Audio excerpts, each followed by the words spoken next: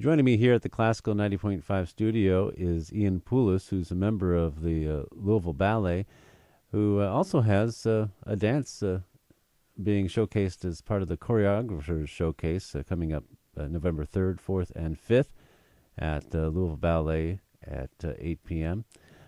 Ian, it's good to have you here. Thank you for inviting me. And this is Choreographers Showcase has been going on for quite a while at Louisville Ballet. It's a great event to be able to have the dancers themselves present their own works. Yeah, it is. It's very rare that you can have a platform like this where a professional ballet company will back what you're doing, because often companies don't want to take the financial risk of new choreography. But in a setting like this where we're in our own studios, it makes it very economical and feasible to do for the company without the risk factor involved. And you get a lot of hits and you get a lot of misses, but it's all about the process of developing each choreographer's vocabulary. Mm-hmm. And we've seen works that have started at the showcase eventually end up on the stage at Whitney Hall as part of the Louisville Ballet regular season. This is true. That'll actually be happening this year with Mikhail Brzezinska's piece, Sansei, I believe it's called, and it'll be in the 60th anniversary gala this year. So what is your personal experience with choreography, Ian Poulis? Is this something new to you? I've been choreographing for about the last 10 years, but mainly on students. Coming to Louisville Ballet, one of the key points that I wanted to do when I came here was definitely choreograph on professional dancers. You don't get, like I said before, you don't get that a lot in professional companies because of the risk that's involved. So being able to work with dancers that have a wider vocabulary of steps and movement in their bodies has been a real pleasure to finally get to do. Well, I know that not every dancer wants to be a choreographer, right? That's correct. There are some dancers that just love the process of rehearsal. There are some dancers that just want to be on stage. There's some dancers that just want to dance other people's stuff. I suppose another advantage of doing this with your friends and coworkers is that you know them, they know you, and you kind of have a better form of communication when you're working, getting your choreography together. Yeah, that's true in some cases, and then there's sometimes as a choreographer where, well, you're friends with that person, but you don't want to offend that person.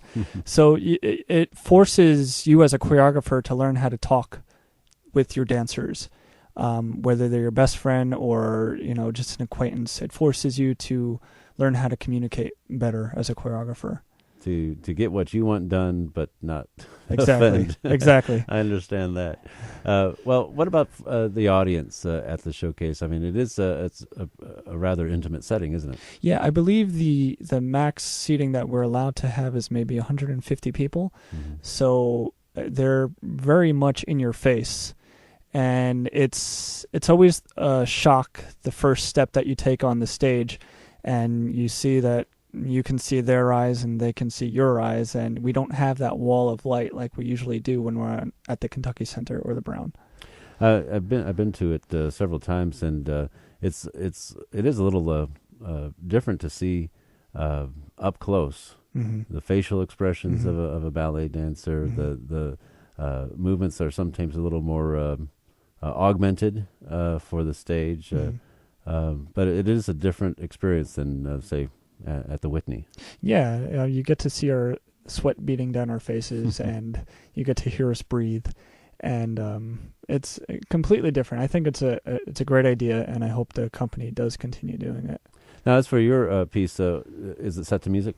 It's set to the music of Mikis Theodorakis. He, as you know, he's a very famous Greek composer, and he composed the ballet for Lorca Massin, who created the ballet Zorba, the Greek, based loosely on the movie. I chose this piece of music not only because I am Greek, but I wanted to honor my father who passed away in 2008. And he came from the hills of Greece, literally the hills, on the border of Albania, and I felt that it was finally time to do something for his memory where I could emotionally do it without breaking down. Mm-hmm. Right. He's been gone about 3 years now, and I felt that it was time. That's great. How many people are involved in your dance? I have nine people in my piece. That sounds like it could be quite complicated, moving 9 people around. When you do your process, I know every choreographer has a different process, but were you able to move bodies around and try different things out? Or did you have a finished product? What's different about my piece is that it's folk-based.